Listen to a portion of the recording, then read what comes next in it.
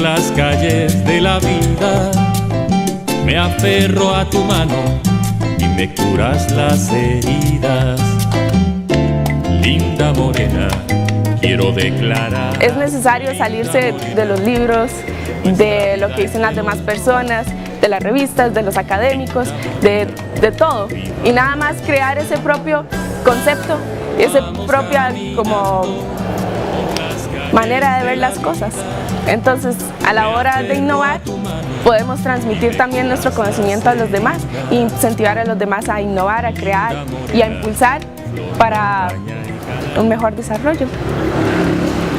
Vamos a ver, los estudiantes tienen, creo yo, tres áreas de desarrollo en la universidad. La primera área es su carrera, es decir, la dedicación a sus estudios.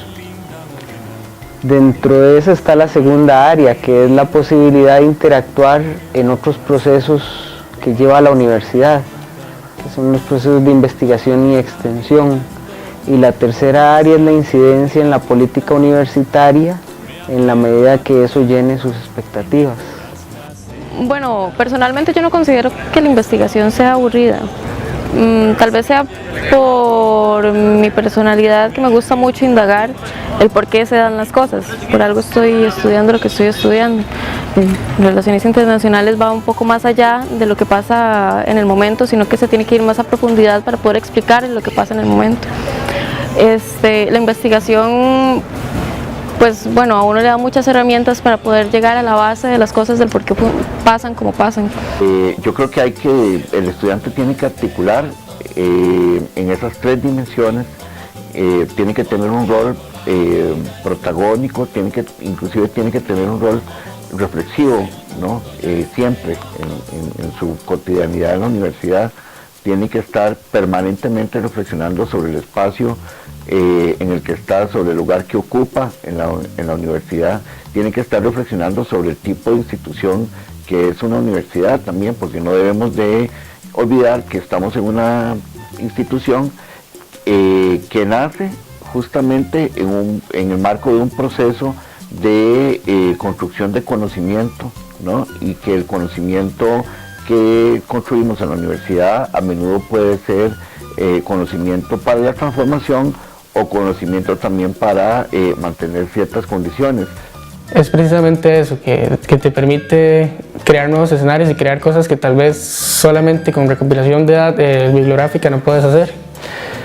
Creo que es necesario en la universidad explotarlo más, tener más, no solamente, es que creo que a veces cuando decimos tecnología nos quedamos solamente con redes sociales, celulares, etcétera, y dejamos un poco de lado las herramientas que existen actuales para el tema de investigación.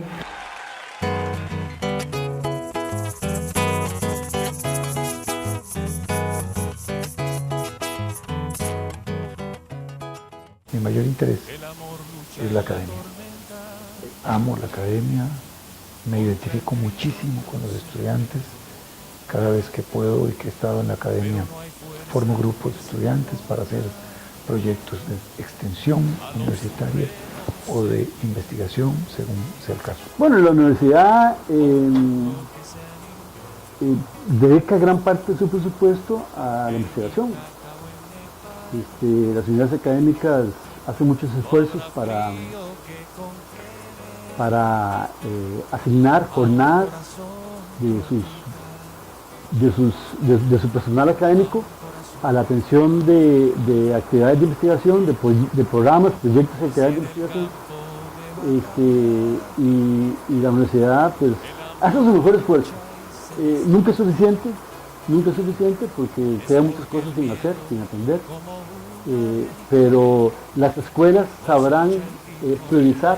Yo considero que la construcción de la academia como institución social ha tenido esa característica, la verticalidad, y eso lleva siglos en una tradición enorme dentro de la producción de conocimiento. Sin embargo, considero que las nuevas tendencias de economías de conocimientos hacen que tengamos que variar un poco la lógica con la que históricamente la academia ha trabajado, fundamentalmente porque los conocimientos crecen exponencialmente todos los días, y si las universidades no construyen mecanismos de detección temprana de talento y potencializan el uso de ese talento para las diferentes áreas de gestión, estén institucionalizadas o no dentro del marco de una universidad, creo que perdemos competitividad. En ese sentido, me parece a mí que el replanteamiento de relaciones entre académico y estudiante es clave. Eso no significa por parte de los académicos renunciar a la experiencia ni a la expertise que tienen. Significa fundamentalmente poder acompañar estudiantes y hacerles ver sus propias potencialidades, sin que eso implique que los estudiantes toman el control. ¿Por qué? Porque el estudiante está también en un proceso de aprendizaje. Entonces, creo que en una relación para la producción de conocimiento, ambos actores están en igualdad de condiciones, con experiencias diferentes, y a partir de tener un punto común o tener una meta en conjunto, es que se pueden generar eso que planteas como una mayor horizontalidad. Me parece que eso no es nada fácil. Eso implica que como academia desaprendamos algunas de las cosas que siempre hemos considerado como verdad absoluta, pero el arte de construir conocimiento hoy también está en desaprender. Usted, para aprender, tiene que primero aprender a recibir instrucciones. ¿Qué quiero decir con esto? Por más brillante que usted sea, si usted no aprende a escuchar instrucciones y a seguir ciertas instrucciones, usted no desarrolla competencias.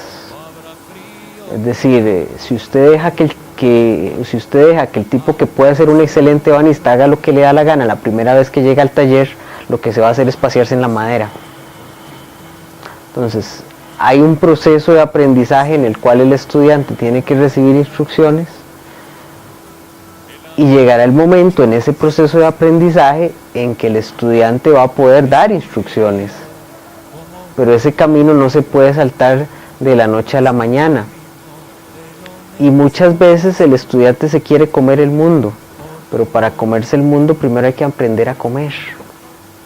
Entonces ese es un proceso que el estudiante tiene que tener la humildad para aceptar, como mucha gente que ya tiene mucha experiencia académica tuvo que aprender en su momento. No es tampoco fácil, ¿verdad? Y del otro lado, el que enseña tiene que tener la capacidad para hacer tener la legitimidad, por poner un término más político, tener la legitimidad para hacerle ver al estudiante que si le está dando una instrucción y que si le está haciendo ver cosas, es porque le está enseñando. O sea, que no es una imposición porque a mí se me ocurrió que eso es, no, sino para que aprenda que hay ciertos modelos.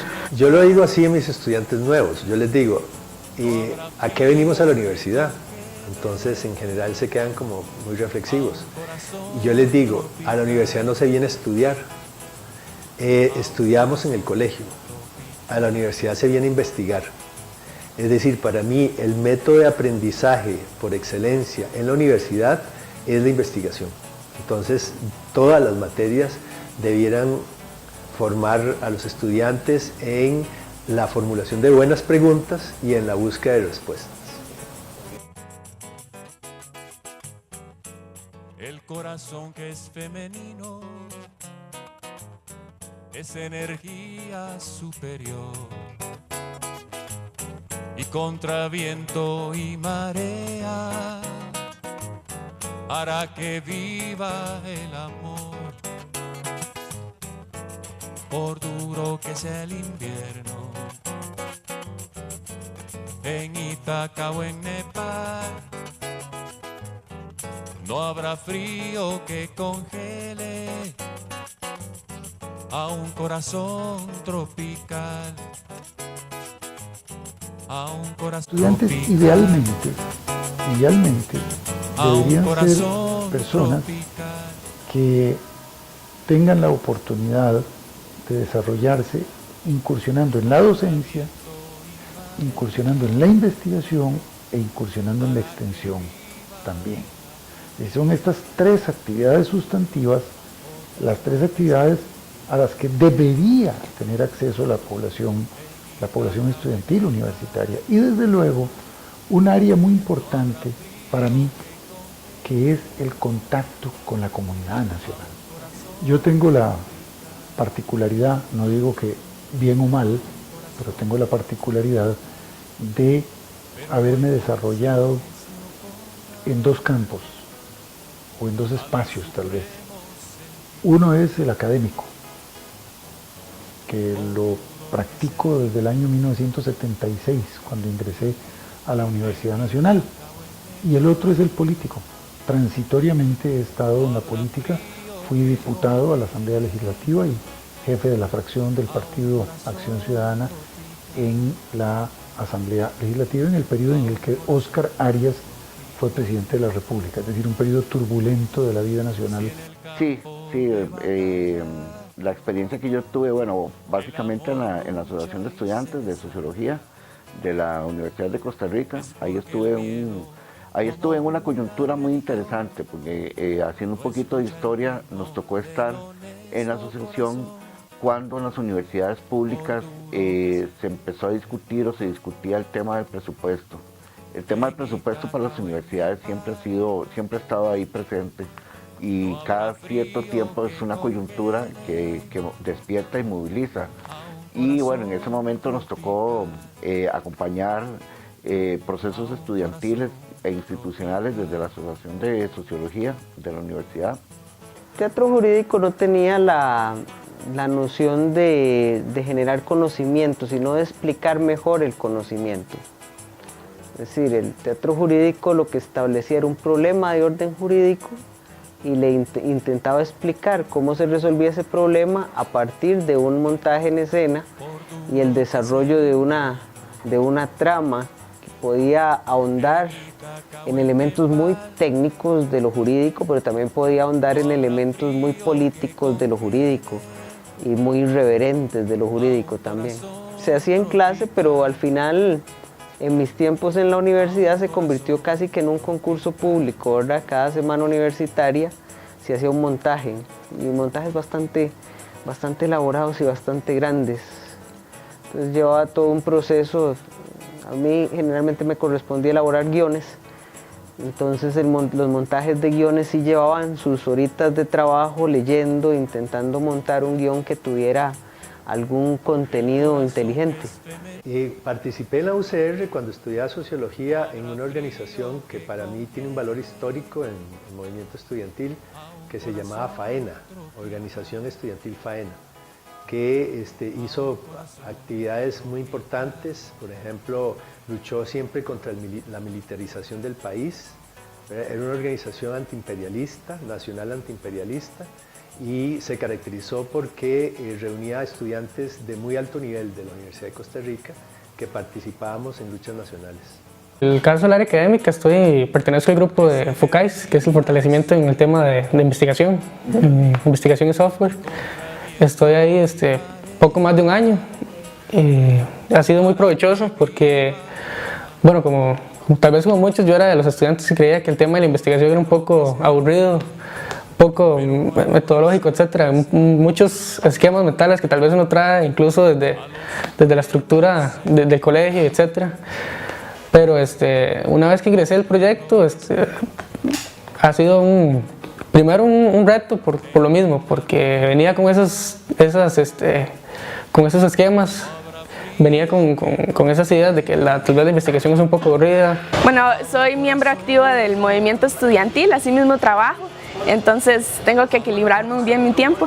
El grupo FOCAIS yo lo veo como un portillo para aquellas personas que desean poner en práctica sus conocimientos desde la universidad y no en el momento al que ya se gradúan, porque, bueno, por ejemplo, yo que trabajo no puedo dedicarme 100% a la universidad, entonces pierdo la oportunidad de poder hacer pasantías, de poder optar por una beca al exterior en este momento, porque tengo que dedicarme precisamente a trabajar. Pero el el ser parte del grupo de FOCAIS me ayuda a poner en práctica de una vez los conocimientos que se van adquiriendo en la universidad y poder profundizarlos antes de llegar a una empresa. Pues siempre me había llamado la atención la investigación y era la zapa del curso, ¿verdad? Entonces el profesor me recomendó para unas capacitaciones que iban a haber en software en vivo y ahí fue donde conocí al profesor Salas. Entonces, como estuvimos ahí trabajando en la capacitación, el profesor me dijo, como, ¿a usted le gusta? Y yo, sí, claro. Y entonces me dijo, bueno, el otro año, porque eso fue en el 2013 de finales, entonces me dice, el otro año, cuando empiece el ciclo, la voy a llamar para que trabajemos juntos. Y yo estaba en ese entonces, iba a empezar mi tercer año, quería como incorporarme en algún tipo de actividades en donde pudiera generar algún tipo de experiencia en investigación. Y entonces comenzamos varias compañeras igual de ese año de generación, y haciendo trabajos, un catálogo de proyectos comenzamos haciendo, en donde dio pie para hacer una investigación tipo comparativa de cómo están las páginas de la universidad, tomando en cuenta otras páginas de universidades que tienen mayor nivel en los rankings. Y ahí comenzamos y hasta la fecha, no me arrepiento. Parece que FOCAIS les da a los muchachos una oportunidad de hacer y aprender cosas que el aula no necesariamente nos da tiempo de enseñar. En un curso de metodología de investigación usted puede enseñar enfoques, técnicas, paradigmas e instrumentos, pero hacer investigación resulta un tanto difícil, incluso teniendo procesos de un año, como sucede en relaciones internacionales. FOCAIS le da al estudiante la posibilidad de enfrentarse cara a cara con las dinámicas de poder en la construcción de conocimiento. Le da la posibilidad de encontrar todo aquello que ni la teoría, ni los libros, ni la experiencia de otro le puede decir, sino que le ha dado la oportunidad de vivir investigación. En ese sentido creo que es el gran plus. Eso no significa que las experiencias por sí sean maravillosas. Toparse cara a cara la primera vez con un proceso de investigación, hay gente que le da mucho susto, hay gente que la aterroriza, pero es necesario. ¿Por qué? Porque finalmente ese es el negocio de la universidad, producir conocimiento para transformar la vida social o para mantenerla en las condiciones dignas para las personas.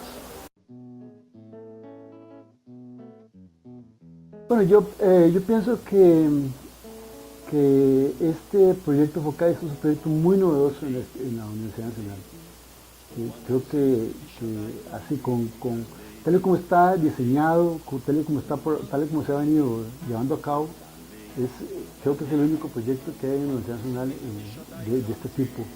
FOCAIS ha sido una plataforma para la innovación, puesto que, bueno, además de ser el primer grupo, proyecto de investigación en la escuela, ha permitido un proceso de horizontalidad estudiante-profesor y ha permitido sacar adelante proyectos nuevos, innovadores para la escuela y la facultad en general.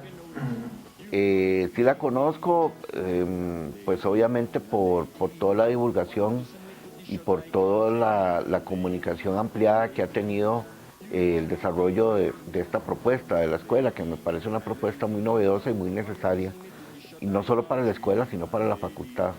Sí, FOCAIS lo conozco muy bien porque cuando Luis Diego me vendió la idea, inmediatamente se le dio el apoyo y lo hemos querido apoyar en todo lo que sea posible, y los resultados han sido muy beneficiosos para la escuela. Ha tenido procesos muy interesantes de incorporación de gente ajena a la escuela, de gente dentro de la escuela, gente dentro de la universidad, gente fuera de la universidad, y eso ha enriquecido mucho el proyecto y ha enriquecido mucho la experiencia en la escuela. Incluso para nosotros FOCAIS en determinado momento se nos vuelve un laboratorio. Porque cuando yo converso con Luis Diego y se nos ocurre vamos a hacer tal cosa, yo le digo experimentemos con esto, o él me dice probemos con esto. Entonces es un proceso interesante de laboratorio, de prueba y error, en el cual creo que se ha ido consolidando un proyecto interesante y agradable, al cual hay que darle mayor fuerza en los próximos años. El replanteamiento de relaciones entre académico y estudiante es clave. Eso no significa por parte de los académicos renunciar a la experiencia ni a la expertise que tienen. Significa fundamentalmente poder acompañar estudiantes y hacerles ver sus propias potencialidades. Sí, para mí FOCAIS ha sido de verdad una red de contención. Muchos de los compañeros y compañeras que he tenido el agrado de trabajar en FOCAIS, sé que ha sido el espacio en que le ha permitido desarrollar tanto sus ideas, ¿verdad? Que en un inicio decían, ¿será posible que yo algún día pueda hacer algún trabajo de estos? Y entonces se ha dado como ese cuerpo de equipo, ¿verdad? En donde uno puede llegar y explorar, siempre con el miedo a equivocarse, pero sin tan fuerte esa cuestión de qué va a pasar, porque además me enseñan las herramientas para poder hacerlo. Entonces considero que FOCAIS ha sido esa red en donde vamos a poder salir adelante, a destruir esos miedos, porque mucho pasa de la parte más psicológica de uno, ¿verdad? Desde el miedo al que va a pasar y de cómo yo lo voy a demostrar, cómo yo, siendo una mujer joven, puedo llegar y hacer alguna investigación en un tema específico que es de mi agrado, que en la escuela no lo dicen, por ejemplo. Entonces yo me imagino, esa es mi proyección, mejor dicho, que si FOCAIS llega a estar no solo con estudiantes de la Escuela de Relaciones Internacionales, sino que esté en las diferentes facultades de todas las ciencias que la Universidad Nacional desarrolla, va a ser un gran proceso de empoderamiento para la persona joven, de generar esas herramientas y no tener miedo y poder incluso afrontar mejor al mercado laboral, porque uno ya sabe cómo vender sus habilidades y cómo crear esas nuevas habilidades necesarias para afrontar. Es un proyecto que ha logrado crear toda una red de muchachos jóvenes, de investigadores jóvenes, que busca no solamente propiciar y fomentar y promocionar la importancia de la investigación, sino que busca que se conviertan en investigadores, ¿verdad? Que lleven una experiencia de investigación, y me parece a mí que tal y como está diseñado este proyecto es muy novedoso y es muy particular en la UNA. Generando comunidad académica en la comunidad estudiantil, y eso es me parece a mí un acierto del proyecto y del proceso. No siempre se logra eso, ¿verdad? No siempre hay articulación de grupos académicos donde se logre visualizar al estudiante como parte protagonista de esos grupos académicos, y me parece que el proyecto lo está logrando, ¿verdad? Entonces tiene ese acierto, es un avance y digamos una maravilla que exista este proyecto en la facultad. Se mantengan muy alertas, muy abiertos, con una vocación indetenible hacia el diálogo, hacia la búsqueda de conocimiento en otras madrigueras, en otras fuentes del saber. Estamos haciendo desde la Escuela de Rey un proyecto que genera no solo formación e investigación, sino capacidades para trabajar en grupo, capacidades para un trabajo bien hecho, fortalezas para trabajar más allá de lo que es un objetivo. Entonces, necesitamos una estrategia clara de fomentar proyectos, no solo de investigación, sino más allá de poner a funcionar ideas. Nace una flor, todos los días sale el sol, de vez en cuando escuchas aquella voz. Me pregunto qué es lo que me motiva a mí a querer empezar a investigar. Y me doy cuenta que además de que soy una persona muy metodológica, con una amante de la curiosidad científica, que lo diga el profesor Cipiego, que me tacha incluso de cuadrada, me doy cuenta que hay algo más que me mueve, que son las ganas de reprimir el país, mejores escenarios sociales y pues contribuir al desarrollo del país. Entonces, recuerdo que desde niña siempre he tenido gran sensibilidad hacia lo social y hacia lo humano. De hecho, siempre me he imaginado, como dicen por ahí, resolviendo el mundo. A razón de eso, siempre he andado metida en proyectos y programas donde nadie me ha llamado. Justamente este año, en una actividad en Guatemala, una niña, una estudiante de colegio, me preguntó que cuál había sido la primera poesía que yo había escrito. Ese famoso reloj que tiene tensa desde ayer y hasta ahora que Diego me dice que no se preocupe por el tiempo, y yo no me dice el tiempo, pero bueno, vamos a ver cómo vamos con el tiempo. Lo que quiero hacer hoy con ustedes es, previo reclamarle a don Diego Salas esto, dado que Luis Diego me dijo esto por partes. Primero me dijo, voy a hacer una actividad de investigación. Después me dijo, voy a hacer un estilo TEDx. Te toca hacer mi saludo inicial. Después me dijo, no, te toca una presentación. Y después me dijo, vos abrís. Entonces ahí es cuando uno agradece que está en Costa Rica y que las armas se compran difícilmente, porque es cuando uno quiere matar en la calle. En fin.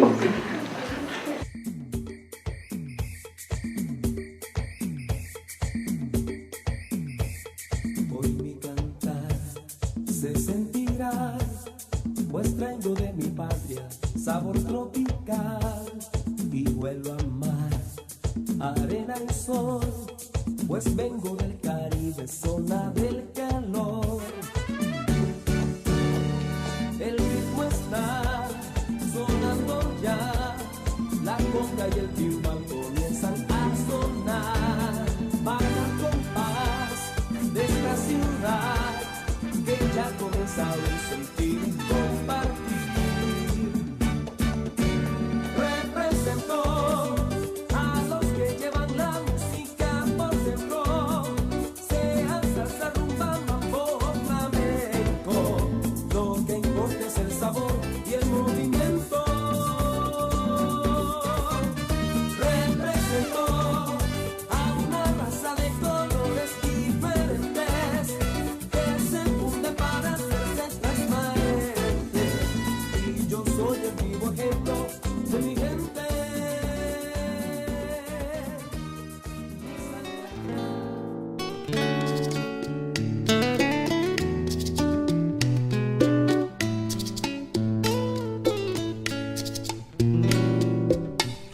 Cuando ya nadie lea estos versos, seguirá el amor. Cuando no espere que regreses, seguirá el amor. Cuando no recuerde ni tu sonrisa, cuando olvide tu forma de andar, seguirá el amor. Seguirá el amor.